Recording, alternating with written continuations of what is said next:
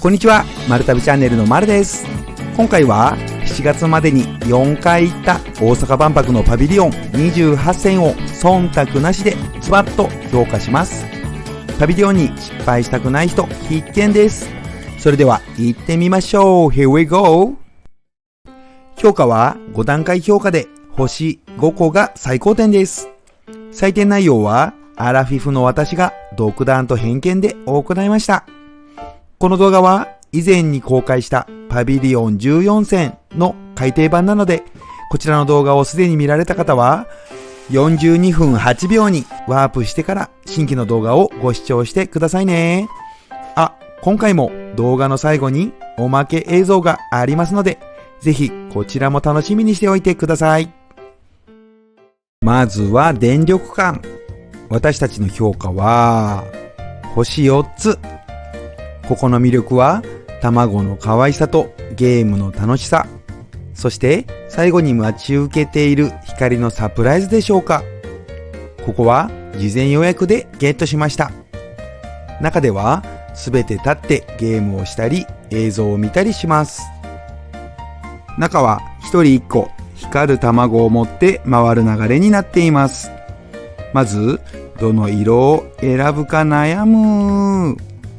この光っている卵が可愛いんですよ。次の部屋で映像を見た後、上に上がっていろんなゲームにチャレンジしていきます。これは子供たちも大興奮。人もいっぱいいるので少し並ばないといけないものもありますが、皆さん楽しそう。後で成績が見られますよ。時間になると卵が白く光るので退出の時間です。隣の大きなモニターがある部屋で電力について学んだ後、これで終わりかと思いきや、まだまだ残っていました。見てください。この幻想的な光と音の大迫力。無数の LED が織りなす芸術作品。これは知らなかった。続きはぜひ実際訪れて体感してくださいね。映像では伝わらない感動が待っていますよ。さあ、私の卵の成績はどうだったんでしょうか。結果は4個でした。いやー、電力感も楽しかった。もっとゲームもやりたかったけど仕方ないですね。続いては三菱未来館。ここの評価は星3つ。入って階段を登ったところで1回、さらに登ったところで2回目と映像を見るのですが、見てて楽しいという内容ではなかったので星3つにしました。2回目の映像は映画館みたいで大きなスクリーンに映し出される映像を座って見ることができます。ここも3日前の事前予約でゲットしました。三菱未来館は命輝く地球を未来につなぐをテーマに、命の始まりから命の未来までを映像を使って紹介してくれます。残念ながら上映されている映像は撮影禁止だったのでお見せできないんですが、わかりやすい表現になっていて、遠足などで来る子供たちなどにいい感じではないでしょうか。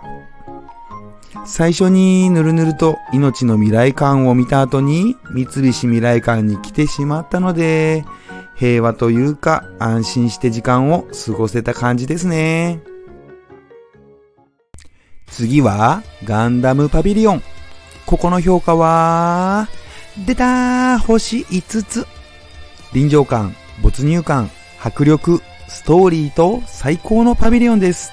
これはぜひ映像を見てほしい。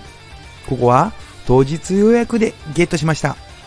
椅子に座って見るのではなく、すべての場所で立ったまま見て楽しむパビリオンです。正式にはガンダムネクストフューチャーパビリオンです。パビリオンの前には実物大ガンダム。この姿には未来に向けて希望を差し伸べるというメッセージが込められているんだとか。まず受付した後はモニターが並んだ部屋で映像を見ながらスタートを待ちます。次の部屋では宇宙ステーションと地上をつなぐ軌道エレベーターの説明動画を大きなモニターで見た後、隣のエレベーターの中へと誘導されます。ここは本当にエレベーターの中のようで、床が振動したり360度囲まれたモニターと天井に映し出される映像でリアルな状況を作り出してくれています。宇宙ステーションに入った私たちを待ち受けているのは、宇宙ゴミの中に紛れ込んでいたジオングとの戦い。これがかなり迫力と緊張感があって、めちゃくちゃ没入感が味わえます。映像も音響もすごく迫力があって、本当に目の前で戦っているよう。そして最後の部屋ではガンダム登場で戦いはクライマックス。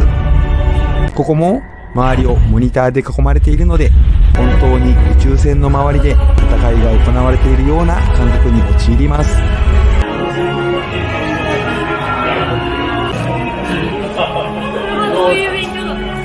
勉強ではないかもね。まあでも宇宙でこれからそうやって生活したりとか研究したりとか、そういうのが当たり前になってくるってことなんじゃない？やっぱりガンダムかっこいい。これはガンダムを知らない人でも十分に楽しめるパビリオンになっています。ガンダムの後ろから見るん初めてやわ。なんか脈ついてた。脈ついてた？ほら、あそこに。あ、ほんまや。ここからシグネチャーパビリオンを3つ連続で紹介していきます。まずはヌルヌル。ここは星4つ。ヌルヌルは演出を楽しむインスタレーションモードと対話を楽しむダイアログモードがあります。私たちが体験したのはインスタレーションモードなので、ダイアログモードは体験したらまた報告しますね。ここは予約なしで入ることができました。インスタレーションモードは立ったまま演出を見るパビリオンです。ヌルヌルはメディアアーティストの落合陽一さんがプロデュースした作品で、鏡に囲まれた空間で音と光が融合した不思議な空間を体験できます。歪んだ合わせ鏡が織りなす無限に広がる空間に引き込まれます。いやー面白かった。しかしこの外観すごない？ほんま漫画の世界ですわ。続いてシグネチャーパビリオン2つ目は命の未来館。ここの星は出ました。5つ。何がすごいって、まずはアンドロイドの動きというか人間っぽさがすごい。あとストーリー仕立てになっていて、最初はあまり意味が分かってなかったんですが、徐々に理解していくといろいろ深さがあります。予約はキャンセル待ちでゲットしました。キャンセル待ちとは、当日にキャンセル待ちの登録をして、キャンセルが出たら連絡が来て、30分以内であれば入館できるというシステムです。ここは基本的に歩いて移動し、立ってみるパターンですが、一部座ってみる場所もあります。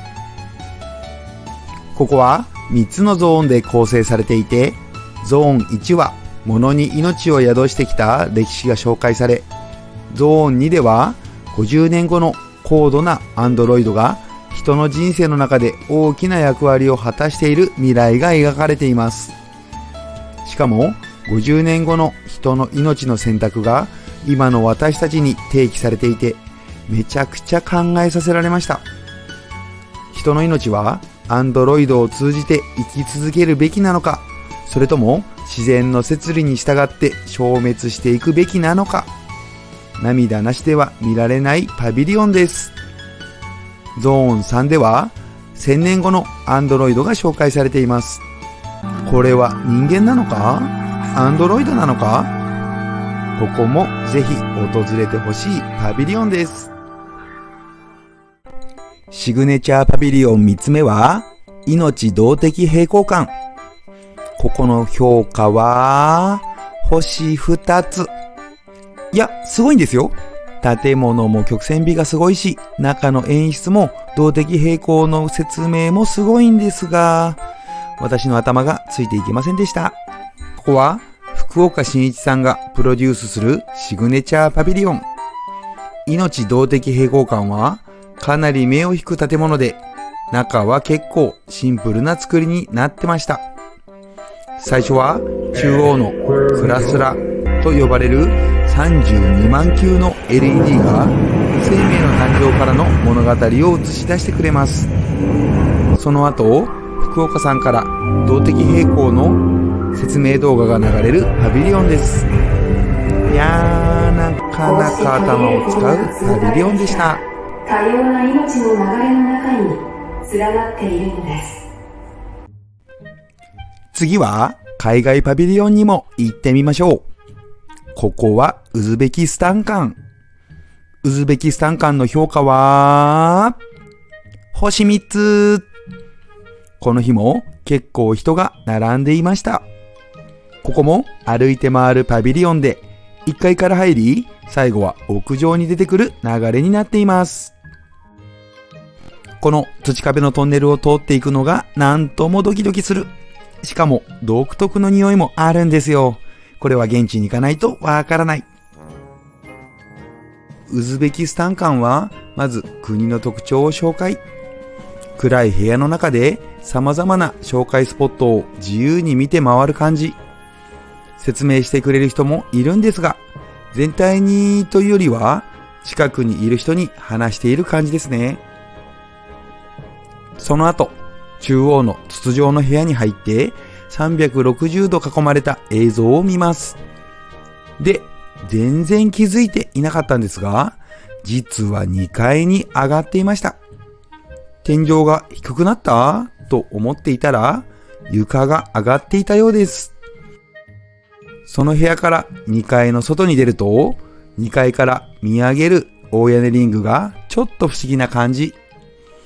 外国の世界観を体感できました。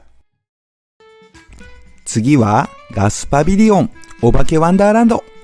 ここの評価は、またまた出ました。星5つ。私たちは当日予約でゲットしました。基本歩いて楽しむパビリオンです。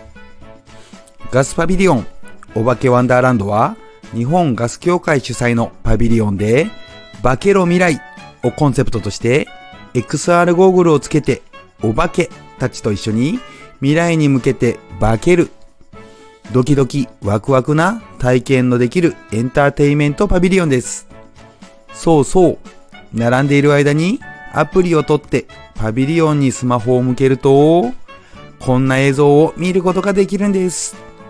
待っている時間つぶしにぜひやってみてくださいね。ここで出てくるお化けのミッチーが可愛いんですよ。また XR ゴーグルで見ることができる飛び出るお菓子やキャラクターなど、結構リアルで楽しい。特に足元が崖になる映像が流れた時、本当に下に地面がないように見えるんです。結構怖かった。またメッセージ性の高いパビリオンで、人間の欲が高すぎて二酸化炭素を多く作り出したものが悪役として出てきて、それを人間の思いやりの心で浄化していくストーリーになっています。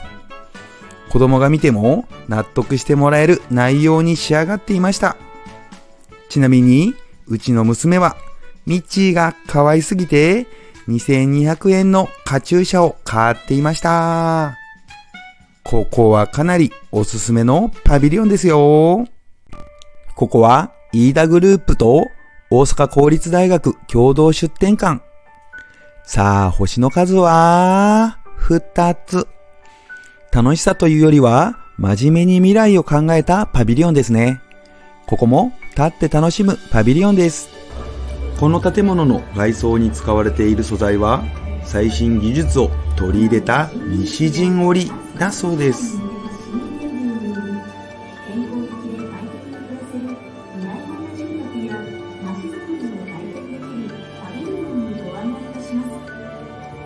最初の部屋で紹介動画を見た後は、この大きな部屋で未来の都市の模型を見ることができます。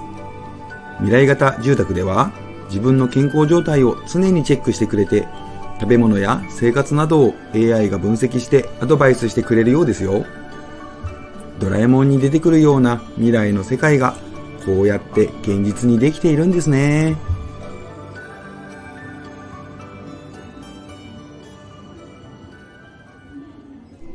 さあ、海外パビリオンに戻って、インドネシア。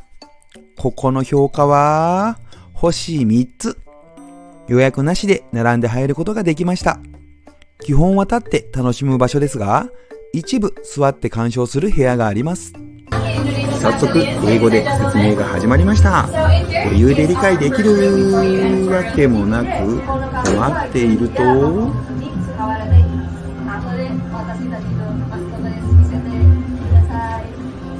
ちゃんと日本語でも説明がありましたよ。So for this year, Indonesia, enjoy experience. Thank you. Enjoy Indonesia. Arigatou gozaimasu. もっとする。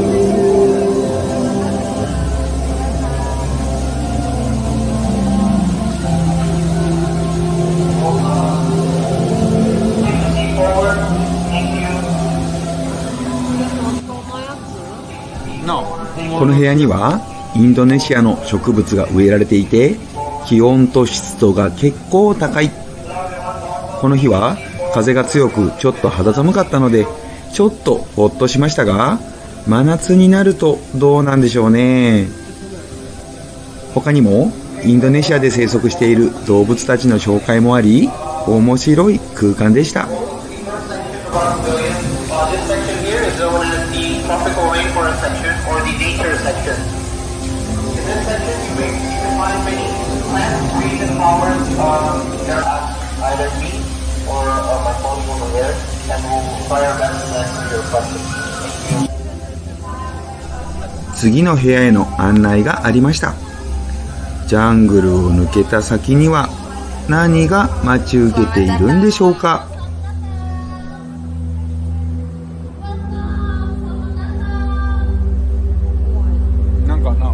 平行、顔が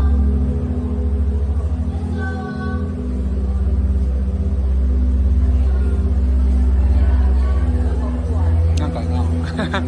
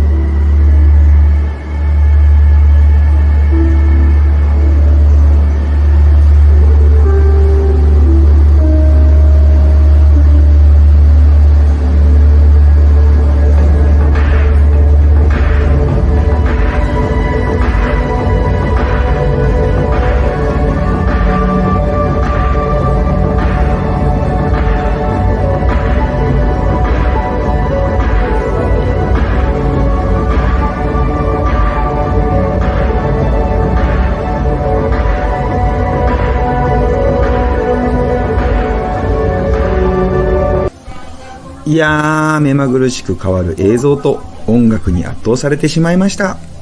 インドネシア、なかなか力を入れてますね。この辺りには先住民が使っていた道具が展示されています。あ、ここはさっきのジャングルの2階だったんですね。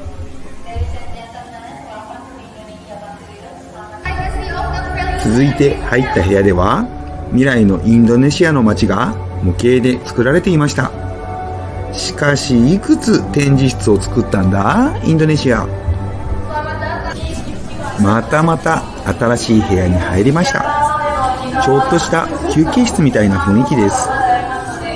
現地の布などが展示されていて、映像も大きなスクリーンで流れていますね。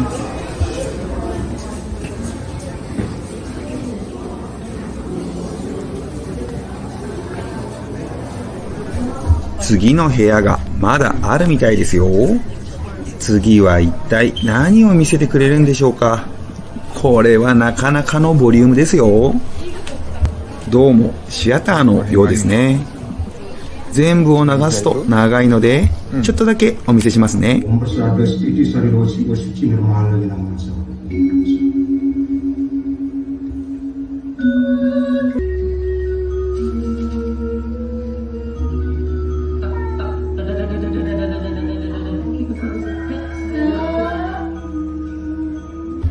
シアターを抜けると、そろそろ出口に向かいそうです。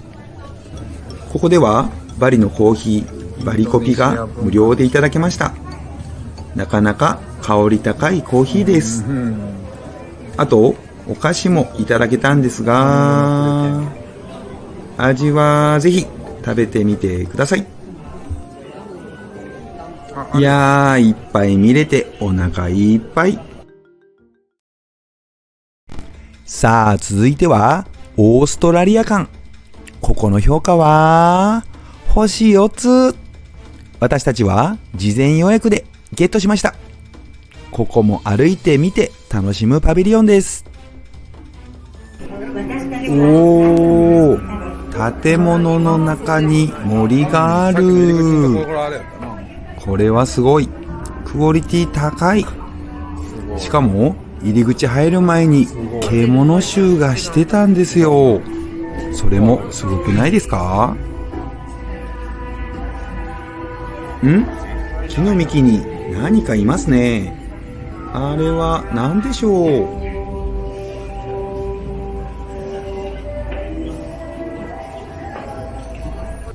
う？森を抜けると映像の世界が広がります。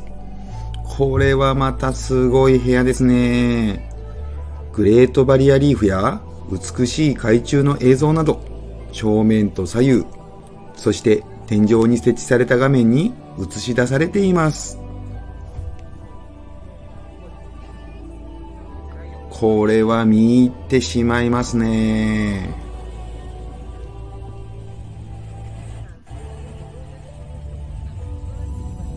時間を忘れて眺めていました。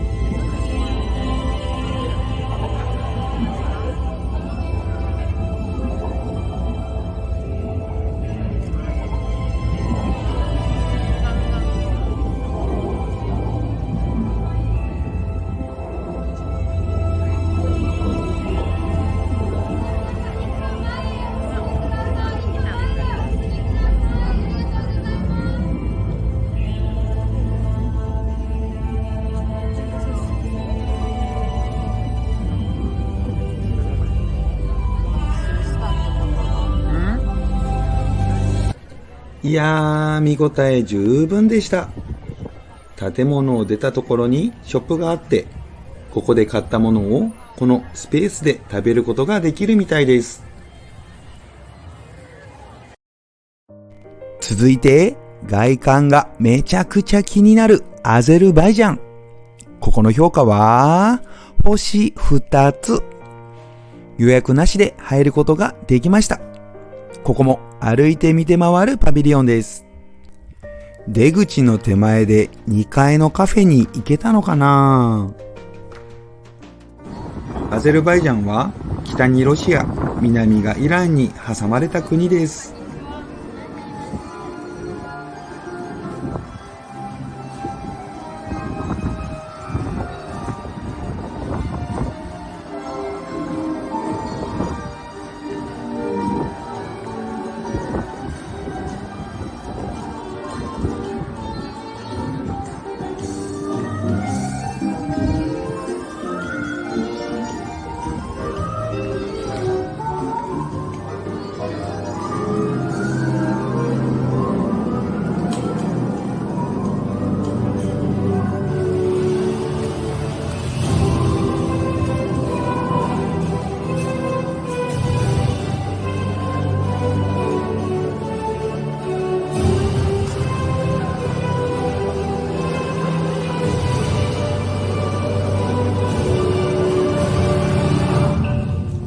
これもスクリーンになってるんや。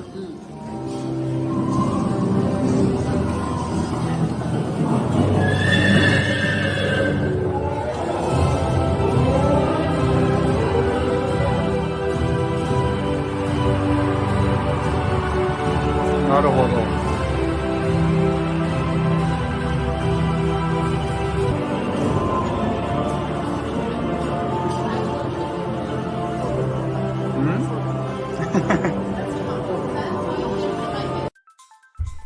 続いては、アトムが出迎えてくれるパソナ館。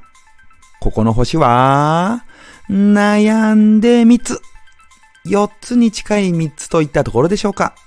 ここは予約なしで入ることができました。すべて歩いて立って楽しむパビリオンです。お、あっちに見える建物はパソナではないですか。パソナのパビリオンといえば、あれですよ、あれ。iPS 細胞の実物が見れるってやつ。あと、鉄腕アトムとブラックジャックが案内してくれるってやつ。行ってみたいと思ってるんですが、予約取れていないんですよね。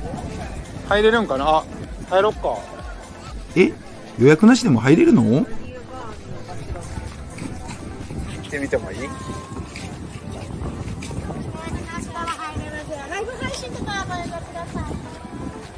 ライブ配信はダメみたいです。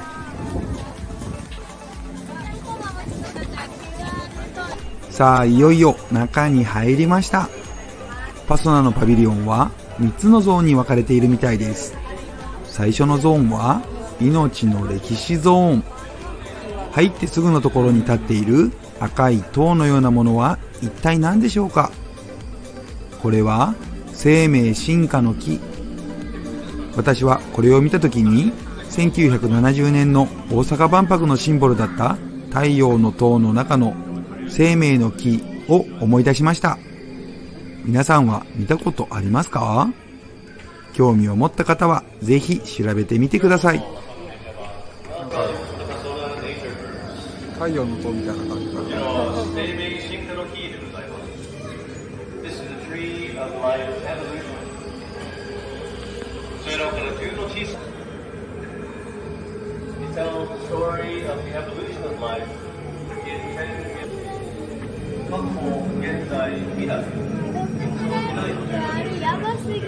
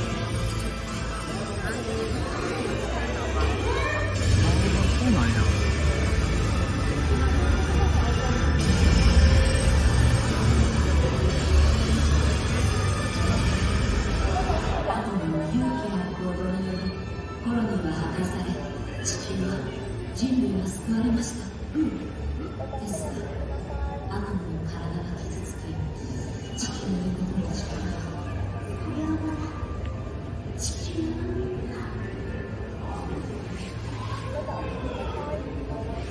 そして私も気づけばこの未来世界に生きていた。私はここで iPS 細胞の実用化をしてその研究に没頭した。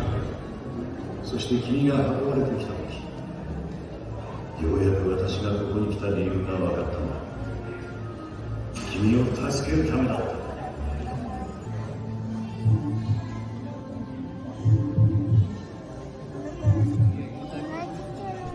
これは iPS 心臓。動いてる。自分で動いてる。こっちは iPS 心筋シート。こっちも自分で動いてる。このシートを貼って心臓の動きをサポートするんだって。すごー。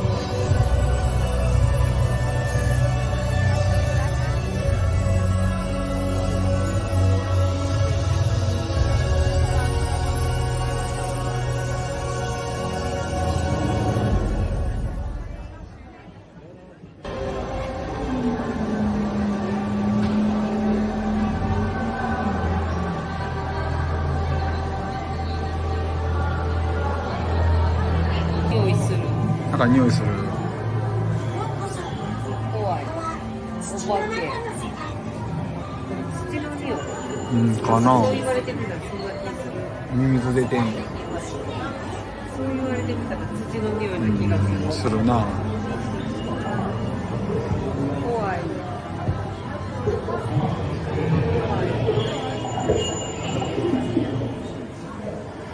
この経典めっちゃ怖いやん。全部虫やろ。え？虫やろ。微生物。めっちゃ怖いんだけど。めっちゃ怖いんだけど。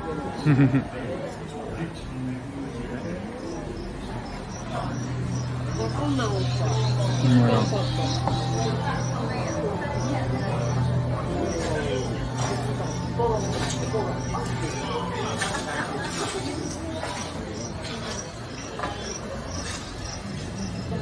何なんだんやろ。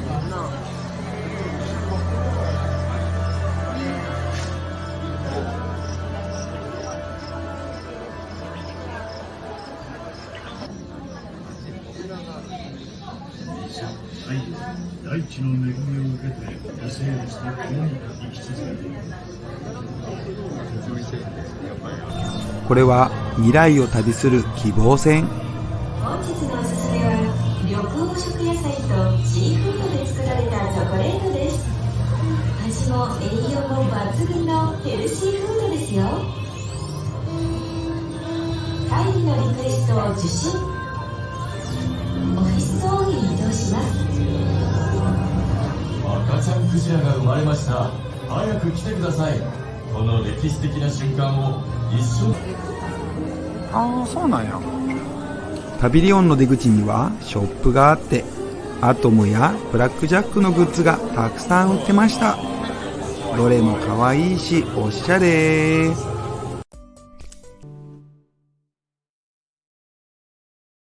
NTT パビリオン。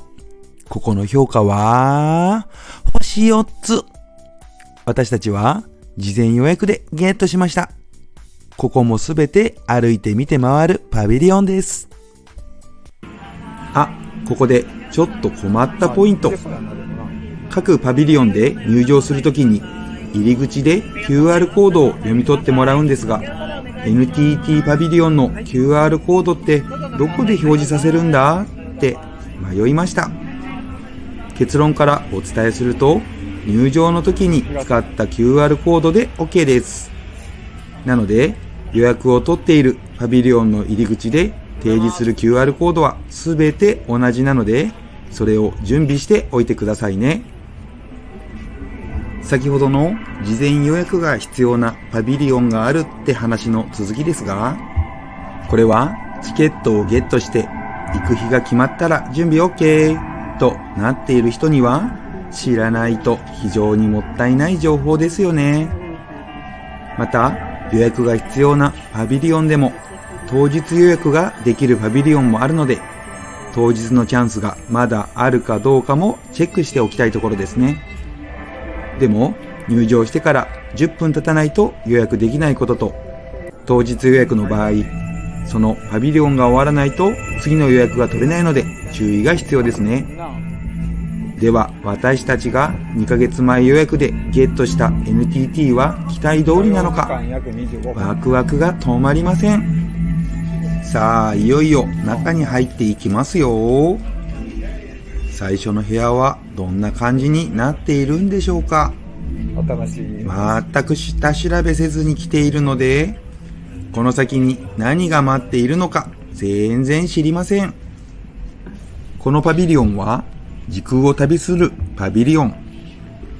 次世代情報通信基盤 ION による空間伝送技術の紹介です。ゾーン1は今までの通信技術の発達とこれから伝わるようになる気配や空気を様々な映像で紹介してくれます。音と映像が大迫力で見入ってしまいました。小さな子には驚かないようにヘッドフォンを渡していたのが細かいところに配慮してるなぁと思いました。続いてゾーン2は 3D メガネをかけてPerfume が1970年の大阪万博と2025年の大阪万博をつなぐ映像が見れます。これは一押し。本来なら 3D メガネをかけて見る映像なので画面が見づらいのはご容赦ください。家に 3D メガネがあったらこの映像も飛び出てくるのかな。もし持っている人がいたらどうだったかコメントで教えてください。なんかすごい。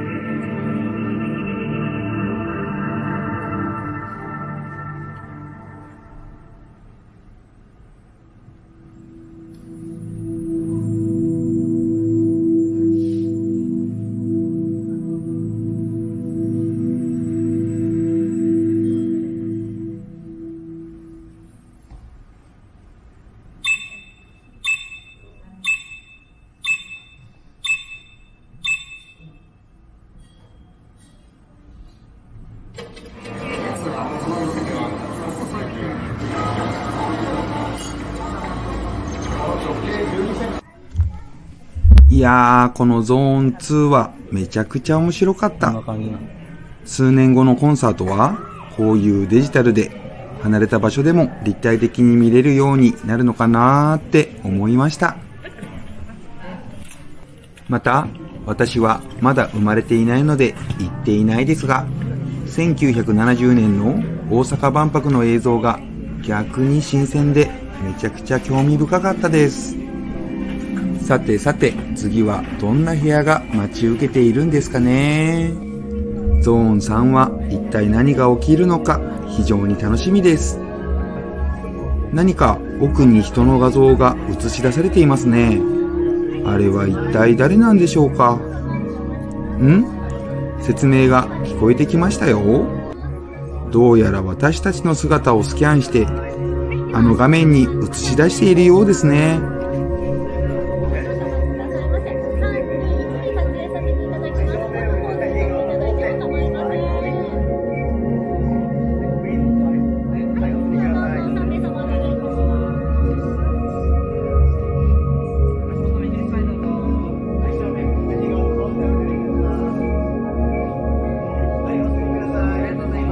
どんなポーズで撮ってもらってもいいですよって言ってもらったものの、普通の姿勢しか撮れない小心者の私なのでした。この部屋にいる人の画像がこの画面に並ぶんですね。これから私たちの画像がどう使われてどんなことが起きるのか、少し怖いですね。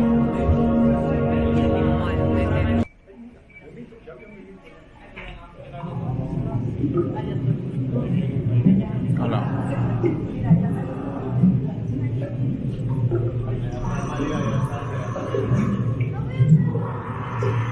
Ay, ahí salí yo. Lupa.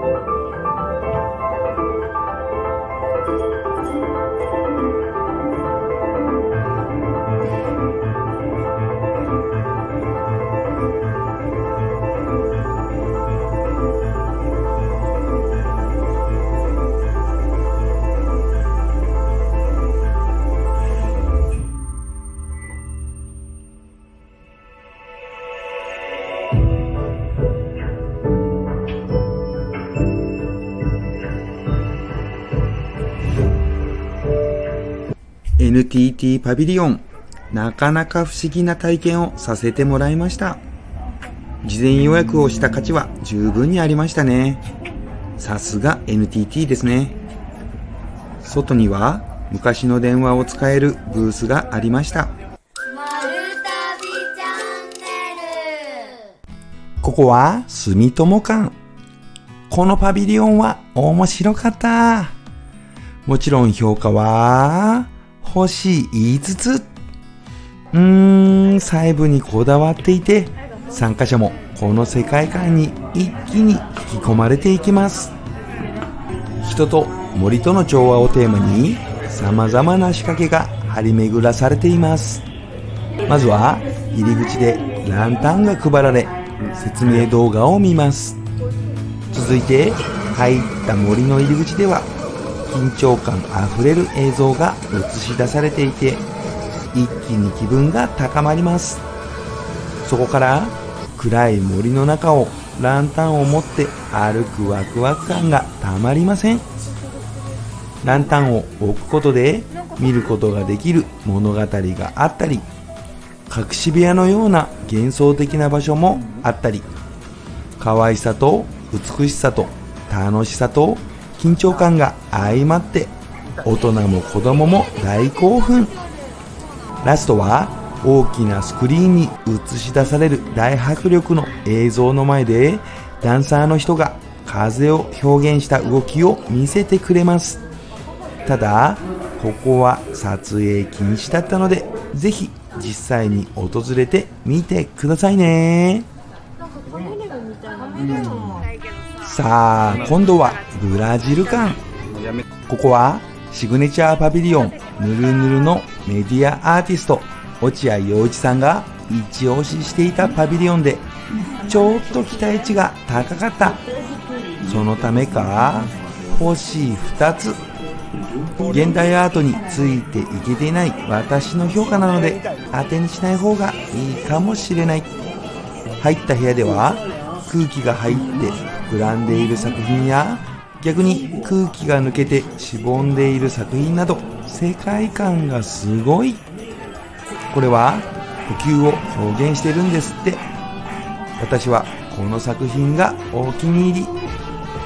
奥にも部屋があって、ブラジルの世界観が様々な方法で表現されています。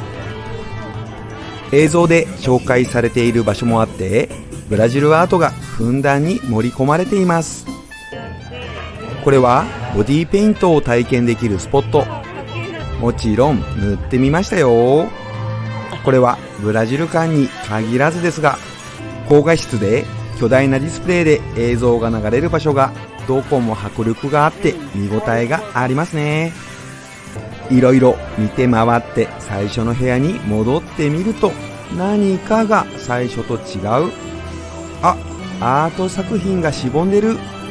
これも作品の演出なんですね。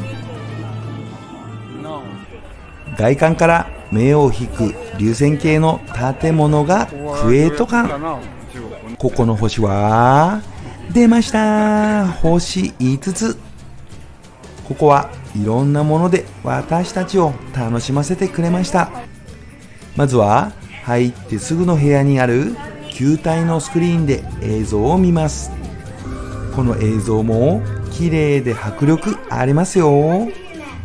続いて移動した部屋では自由に見て回れるのですが、やはり最初に注目すべきは本物の砂漠の砂を実際に触ることができるこのゾーン。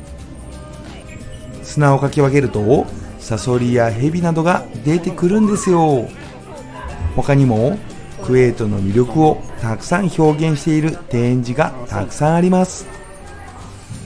このダンスはちょっと恥ずかしくて参加できませんでした。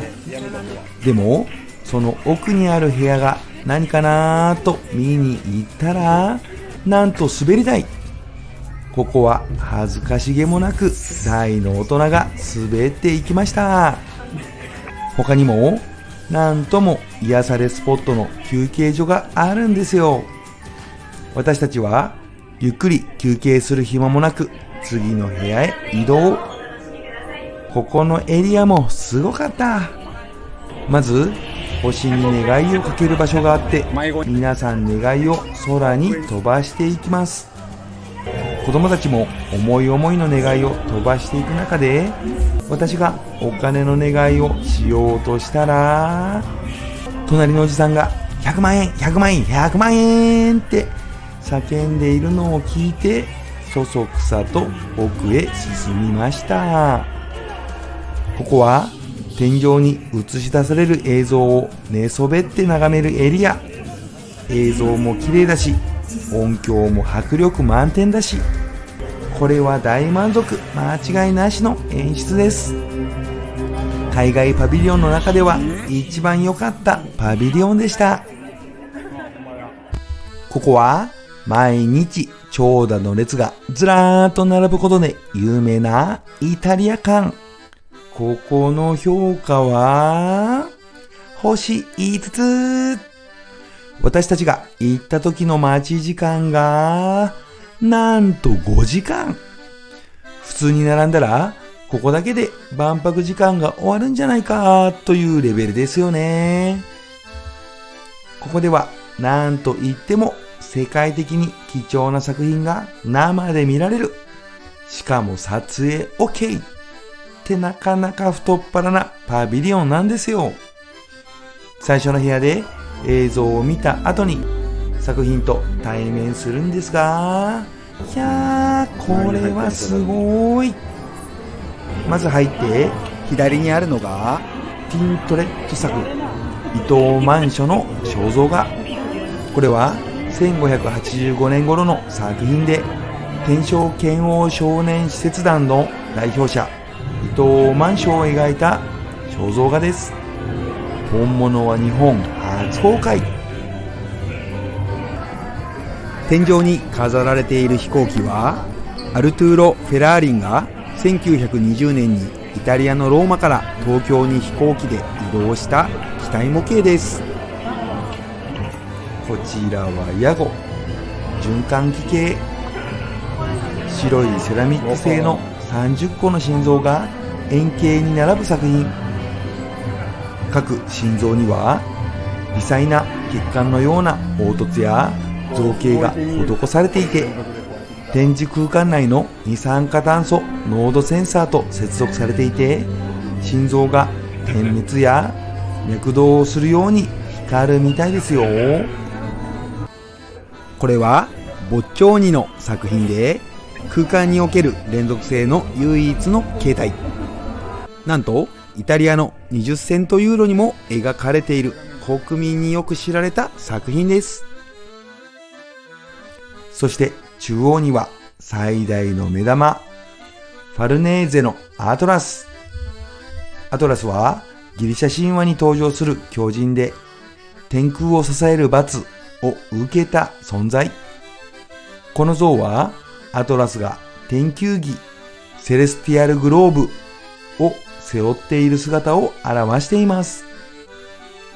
この作品はなんと紀元2世紀頃のローマ帝政時代のもので、天球儀の表面には48の星座が刻まれており、これは現存する最古の天文的彫刻資料ともされています。高さ2メートル、重さ約2トンで、普段はイタリア・ナポリ国立考古学博物館に展示されているみたいです。これがニュースになっていたミケランジェロのキリストの復活。大阪万博の開幕から少し遅れた5月18日から展示が始まりました。キリストの復活は、キリストが十字架から下ろされた後の様子を表現した彫像で、十字架を片手に抱き、手に縛り付けられていた縄と釘の跡、胸には槍で突かれた跡が残っています。ここにも人がたくさん集まっていましたよ。ミケランジェロのキリストの復活の奥にある部屋に飾られているのが、カラバッジョ作のキリストの埋葬。描かれたのが1602年から1604年とされているので、日本で言うと江戸幕府が始まった頃でしょうか。絵が本当にリアルというか、迫力があるというか、本当に目の前で見ることができるのがすごい。普段はバチカン美術館にあるこの原画はなんと日本初公開。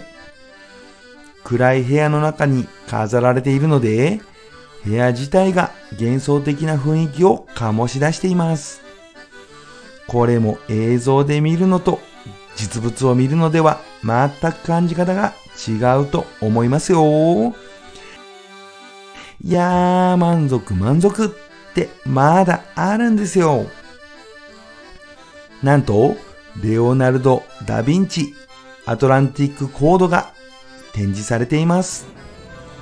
でも、レオナルド・ダ・ヴィンチのアトランティックコードとは何か知っていますか？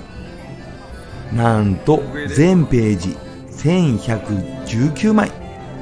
両面含め2238ページからなる手書きの資料で、思考、スケッチの膨大な記録です。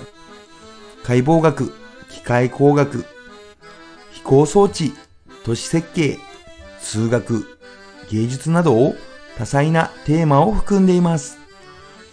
現在はミラノのベネランダ・アンブロジーナ図書館が所蔵しています。その中から選び抜かれた4枚が大阪万博で公開されています。いやー、イタリア館、噂通りの貴重な資料がたくさんあってびっくりしました。行く予定のある方は、ここに展示されている資料がどのようなもので、どれぐらいの価値のあるものなのか、リサーチした上で訪れるとより楽しめると思いますよ。小山薫堂さんが手掛けるシグネチャーパビリオンのアースマート。ここの評価は、星4つ。正直ごめんなさい。あんまり事前の期待値は高くなかったんですよ。でも面白かった。外観も趣のあるかやぶき屋根で、日本全国5カ所のこだわりのかやが使われているようです。まずは入ったところで映像を見るんですが、いきなり出てきたのが俳優の松潤さん。ここは撮影禁止だったのでお見せできないのですが、一言で言うとご飯が食べたくなる映像です。中に入ると、まずは命のフロア。ここでは普段食べているものを通して命への感謝が生まれるような仕掛けがたくさんあります。例えばこれは人が一生に食べる卵の数と量が実際のオブジェとして飾られています。こんなに食べるんですね。私は平均より多く食べてそうなので、もっと多い気がします。他にも、命のレジの前に立つと、顔が野菜になったり、動物になったり楽しむことができます。次の未来のフロアは、未来によりよく食べるためのヒントが優しく楽しく展示されています。バーチャルのお寿司職員が握ってくれるお寿司や味を記録して再現してくれる6色の技術など、様々な未来の食に関する展示が盛りだくさんです。あと、万博期間中に取れた和歌山の梅干しを25年後に受け取れるチケットを配布していました。これは25年後にもらいに行くしかない。その時に元気であればですね。最後の部屋では中央の大きなプレートに映し出される映像に引き込まれます。改めて食って大事だなーって思いますし、未来の食事に興味が湧きました。帰りにもらって帰った米由来のものでできたキャラメル。ちゃんとキャラメルでした。美味しかったですよ。前を通るたびに中はどうなってるんだろうと思っていたブルーオーシャンドーム。ここの評価は星3つ。内容としては環境問題を考える必要性を伝えるものでした。まず最初の部屋で度肝を抜かれます。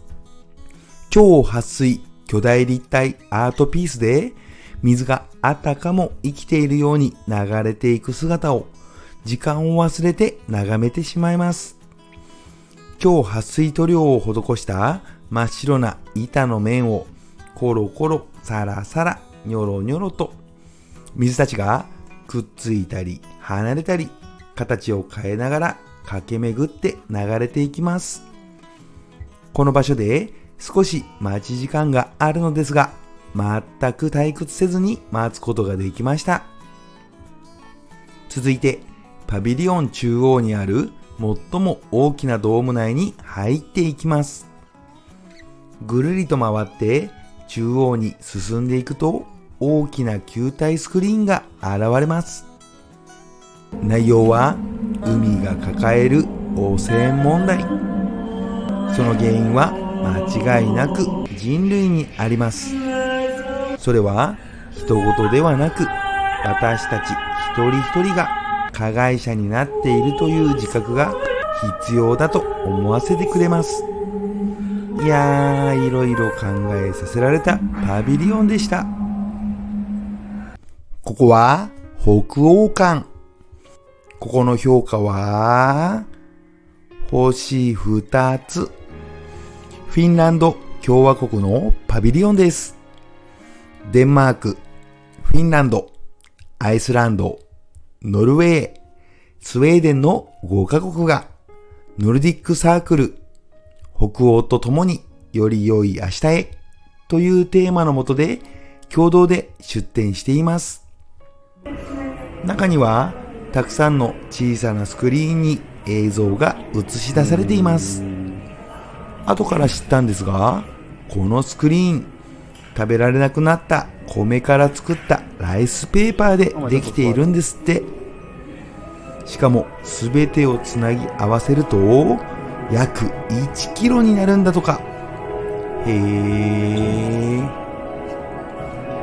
少し座って心を落ち着かせて眺めるのがこのパビリオンの楽しみ方かなと思いました。さて次はどこへ行こうかなーって。お水もらえるの？嬉しい。あとショップも必見。ムーミンがいる。どれもかわいい。ウォータープラザの目の前にあるマルタパビリオン。この入り口はワクワクしますね。ここの評価は星3つ。まず外観から楽しみましょう。いきなり高性能ディスプレイに映し出される高画質な映像で本物の岩の間に入っていく感覚になります。中に入ると、まず目を引くのが2つ並んだ甲冑。これは大変貴重なもののようで、なんと福沢諭吉の使節団が160年以上前に友好の証として送ったものが時代を経て日本に戻ってきました。それはなかなかすごい話ですよね。奥のスペースには工芸品や遺跡のレプリカなどが展示されていて、マルタの紹介が続きます。へえ、マルタってこういう国なんですね。その奥に行くとディスプレイで囲まれたエリアが登場。ここは人がいっぱい。なかなかの迫力でしたよ。チェコから運ばれてきたチェコガラスで囲まれたチェコ館。ここの評価は星3つ。4つか悩んだぐらい見どころあるパビリオンです。まず最初のスペースでスタッフの説明を聞きます。このスタッフの方の話し方がお上手。日本語もペラペラで聞きやすい。チェコガラスってなんかいいですね。進んでいくと壁には現代アートが描かれていて、私たちを楽しませてくれます。意味がわかるかどうかと言われるとわかんないですが、見ていて楽しいですよ。あ、吉村さんの絵がある。横には中田あっちゃんの絵もある。描いている時の YouTube 動画を見たので、なんか親近感湧きますね。石破首相も描いてるんですね。なぜオバキュー？どうも日本的なキャラクターの落書きのように描いたようで、評判いいみたいですよ。何かありますね。これは何でしょう。ナタのようなものを持っていて、これで戦うんですね。うりゃ、えい、あらー。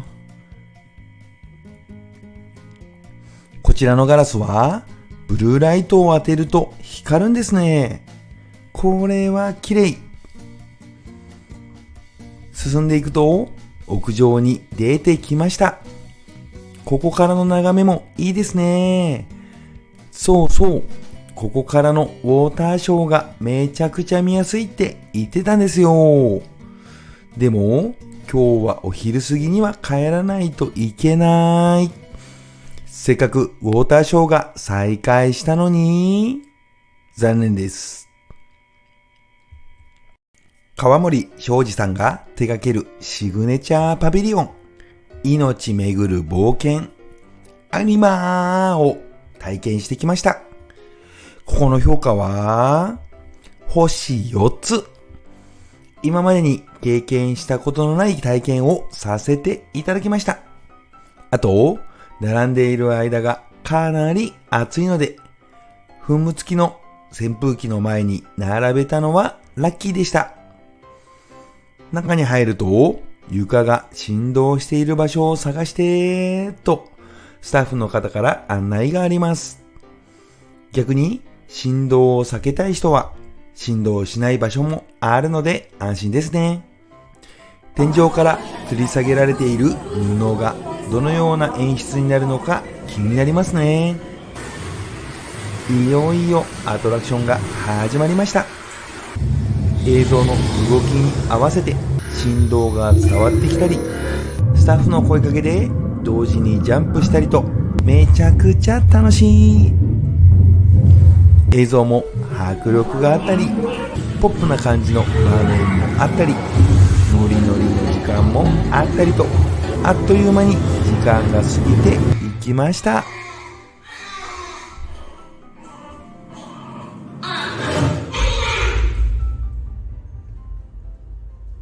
こちらはかの有名なトルクメニスタン。近代では稀な独裁国家と呼ばれるこの国のパビリオンの評価は星3つ。ここはぜひ訪れてみてほしい場所。なぜ行ってみてほしい場所かというと、明らかに他の国の内容と違う。まあ自分の国を紹介する意味では一緒なんですが、圧がすごい。ここは大統領絶対の国なんです。大統領崇拝が絶対の国で、情報規制も厳しいらしく、国境なき記者団が発表した2019年の報道の自由度ランキングで最下位に輝きました。そんなトルクメニスタンの推しは馬と犬。様々なところに馬と犬がいます。2階に上がると展示室があって、トルクメニスタンの名産品などが並んでいます。こういうパビリオンって他はあんまりなかったかな。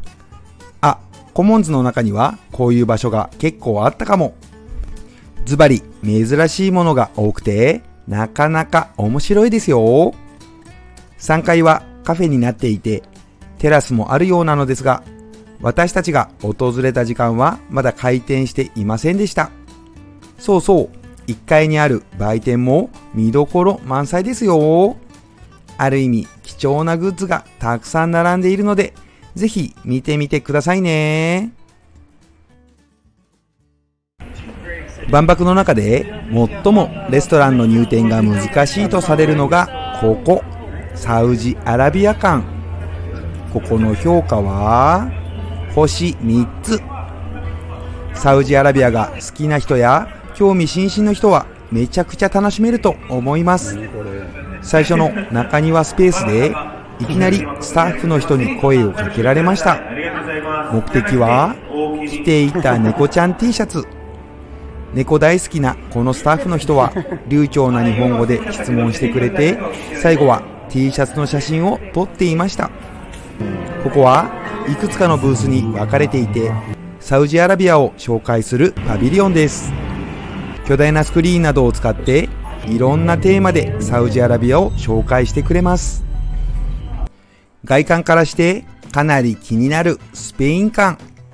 こちらの評価は星3つ。まずは階段を上って2階から入っていきます。このスクリーンが下から見て気になってたんですよね。どんな映像が流れるのか気になるところですが、せっかくすぐに入れるので館内へ GO。 まず部屋に入って意外だったのが、情熱の国スペインのイメージだったので、中もそんな赤と黄色で囲まれている明るい感じなのかと思っていたら、めちゃくちゃ静かで落ち着いています。テーマは日本とスペインを結ぶ黒潮なので、海に関わる展示が多いですね。結構目を引く展示もいっぱいあったんですよ。空中に浮いているように見える設計図だったり、試験管の中で動物の飼料を培養していたりと、いろんなものが見れました。次の部屋ではテイストがガラリと変わって、暖色系のグリーディングカードの部屋。なんかほっこりするスペースでした。ここのスタッフの人はクーラー効いてて仕事しやすそう。外のスタッフはきついよね。さあやってきました。念願のモンハンブリッジ。さあここの評価は星5つ。ここの予約がなかなか取れなくて、最後の来場日にやっと取れました。いやー、噂にたがわない迫力と面白さがここにはありました。ここは完全予約制なので、予約が取れないことには始まらないんです。しかし残念ながらスマホの持ち込み禁止。スマホどころか指輪も預けないといけないので撮影できなかったんです。なので言葉で説明しますね。まず受付後にポケットの中身や指輪を含めたすべての荷物をロッカーに預けます。その後簡単な説明動画を見てホールに入ります。最初に案内役で出てくる猫のアイルーをなでなでしたり、モンスターに対して石を投げて攻撃したりできます。360度見渡せるので、どこからモンスターが出てくるのか油断できません。時にはモンスター同士で戦っている姿を間近で見たり、攻撃してくるモンスターが飛び出て見えたりと迫力満点。これはかなり面白い。ぜひ体験してほしいパビリオンです。いやー、モンスターの迫力もすごかったけど、猫ちゃんなでなでが可愛かった。はい、以上パビリオン28の紹介が終了しました。皆さんどうでしたか？あくまでアラフォー親父の評価なので、ぜひ行かれた方はコメントで感想を教えてください。これから行く人にとってはめちゃくちゃ欲しい情報だと思います。では、お待たせしました。私のおすすめおまけ情報。今回はチェコ館に売っているチェコビール。チェコといえばピルスナービール発祥の地。爽やかな飲み口とホップのほのかな苦味が特徴で、どんな料理とも相性がいい。レストランの中で飲むとグラスでいただけるようですが、これでもかなりビールが輝いて見える。味も最高なんですよ。これはめちゃくちゃおすすめです。私は万博4回目にして念願が叶いました。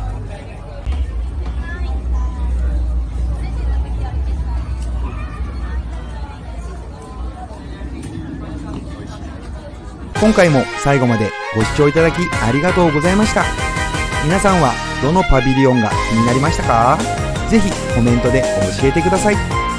これから万博に行く人でどこに行こうかなと悩んでいる人や、どの順番に見て回ろうかと考えている人の助けになれば嬉しいです。高評価ボタンとチャンネル登録をぜひぜひよろしくお願いします。皆さんが楽しい旅行にたくさん行けるように、そして旅行先を選ぶときに役立つ情報をどんどんお伝えしていきますので、ぜひこれからも応援よろしくお願いします。ではまたお会いしましょう。